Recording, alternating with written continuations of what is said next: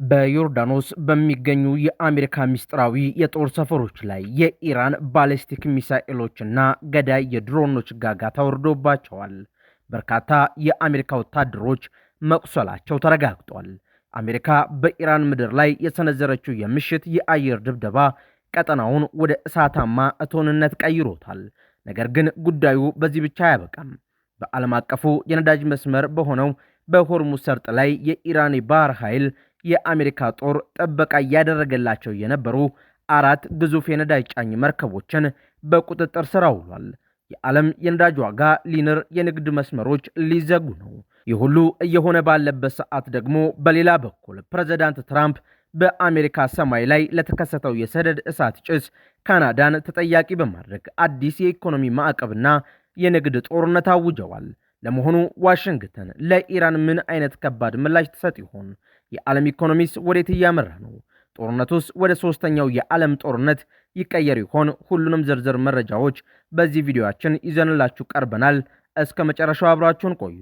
እናንተ ደግሞ ቪዲዮቻችንን ወደ ብዙ አድማጭ ተመልካቾች ይደርስ ዘንድ ቪዲዮውን ላይክ፣ ኮመንትና ሼር በማድረግ ጀምሩት። አዲስ የሆናችሁ ደግሞ ቻናላችንን ሰብስክራይብ በማድረግ ዓለም አቀፋዊ ተአማኒ መረጃዎችን ያገኙ። በዮርዳኖስ በሚገኙ የጦር ሰፈሮች ላይ በተሰነዘረ ጥቃት የአሜሪካ ወታደሮች መቁሰላቸው ተነግሯል። በዮርዳኖስ በሚገኙ 2 የጦር ሰፈሮች ላይ በዚህ ሳምንት በተሰነዘረው የኢራን የሚሳኤልና የድሮን ጥቃት በርካታ ቁጥር ያላቸው የአሜሪካ ወታደሮች መቁሰላቸውን የአሜሪካ መገናኛ ብዙሃን የሀገሪቱን ባለስልጣናት ዋቢ በማድረግ ዘግበዋል። የአልጀዚራ የዜና ምንጭ እንደጠቆመው ጥቃቱ የተሰነዘረው የአሜሪካ የጦር አውሮፕላኖች በስፋት በሚጠቀሙባቸው የዮርዳኖስ ወታደራዊ ተቋማት ላይ ነው ሲል ገልጿል። ስማቸው እንዳይጠቀስ የፈለጉ የዋይት ሃውስ እና የፔንታገን ባለስልጣናት ለሲቢኤስ ኒውስ እና ለሌሎች መገናኛ ብዙሃን እንደገለጹት በጥቃቱ የቆሰሉ የአሜሪካ ወታደሮች መኖራቸው ቢረጋገጥም እስካሁን ግን የሞተ ሰው አልተመዘገበም ብለዋል። የጉዳቱ መጠንም ምን ያህል ከባድ እንደሆነ በዝርዝር አልተገለጸም። በሌላ በኩል የኢራን አብዮታዊ ዘብ በሰጠው መግለጫ በጥቃቱ በዮርዳኖስ የሚገኙ የአሜሪካ የጦር አውሮፕላኖችና ወታደራዊ መሠረተ ልማቶችን በባሊስቲክ ሚሳኤሎችና በበርካታ ድሮኖች መምታቱን አምኗል። ይህ እርምጃ አሜሪካ በኢራን ይዞታዎች ላይ ላደረሰችው ተከታታይ የምሽት የአየር ጥቃት የተሰጠ የአጸፋ ምላሽ መሆኑን የቴሄራን ባለስልጣናት አስታውቀዋል። የዮርዳኖስ ጦር ኃይል በበኩሉ ወደ አየር ክልሉ የገቡ በርካታ የኢራን ሚሳኤሎችንና ድሮኖችን አምክኖ ማውረዱን ገልጿል። በዮርዳኖስ ምድር ላይ የተከሰተው ቀጥተኛ ግጭት በአሜሪካና በኢራን መካከል ለ5 ወራት ያህል ሲቀጣጠል የቆየው የሙሉ ጦርነት አንዱ አካል ነውም ተብሏል። ዮርዳኖስ በአሜሪካ መራሹ የመካከለኛው ምስራቅ የደህንነት መዋቅር ውስጥ እጅግ ወሳኝ ሀገር ናት። እንደ ሙዋፋቅ፣ ሳልት የጦር ቤዝ እና ታወር 22 ያሉ የዮርዳኖስ የጦር ሰፈሮች ለአሜሪካ የጦር አውሮፕላኖችና ለልዩ ግብረ ኃይል ስምሪት እንደ ዋነኛ መነሻ ሆነው ያገለግላሉ።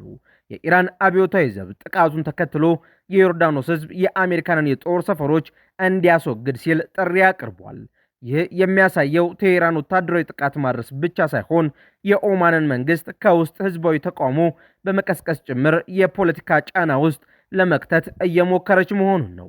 ጥቃቱ የተፈጸመው አሜሪካ በኢራን ደቡባዊ የባህር ዳርቻና በሆርሙዝ ሰርጥ አካባቢ ለ7 ተከታታይ ቀናት የምሽት የአየር ድብደባ ካደረገች በኋላ ነው።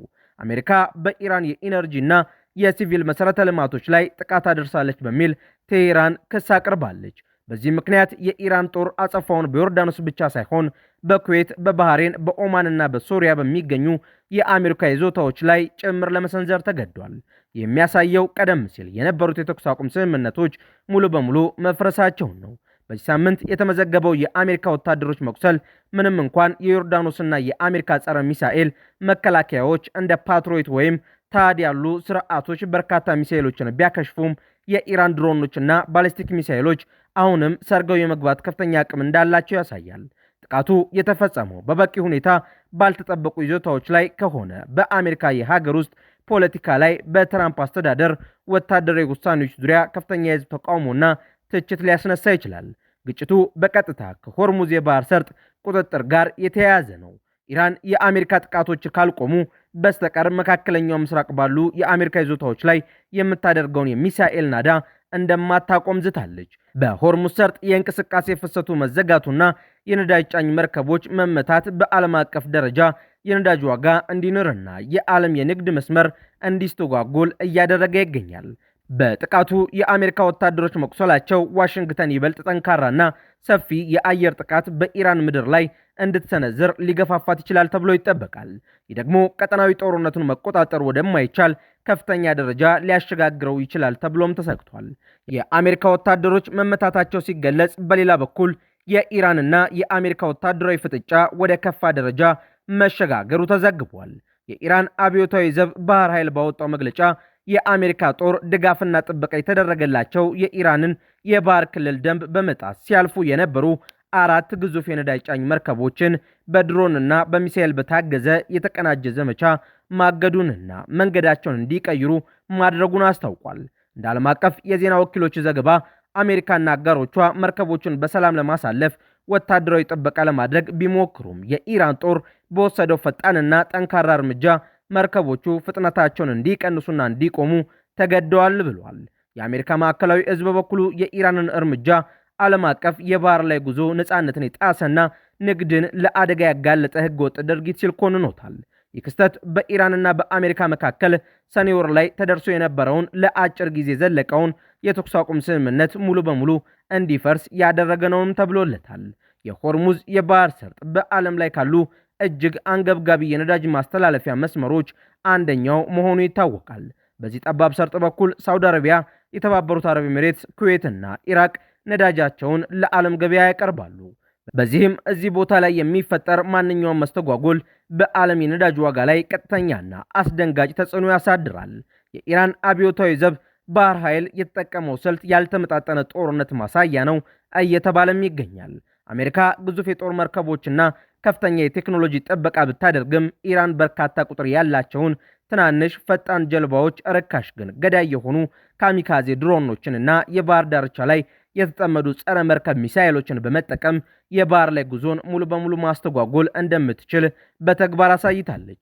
መርከቦቹ መታገዳቸውን ተከትሎ የባህር ላይ ኢንሹራንስ ሰጪ ኩባንያዎች ለአካባቢው የሚሰጡትን ዋስትና ሰርዘዋል፣ ዋጋም ጨምረዋል።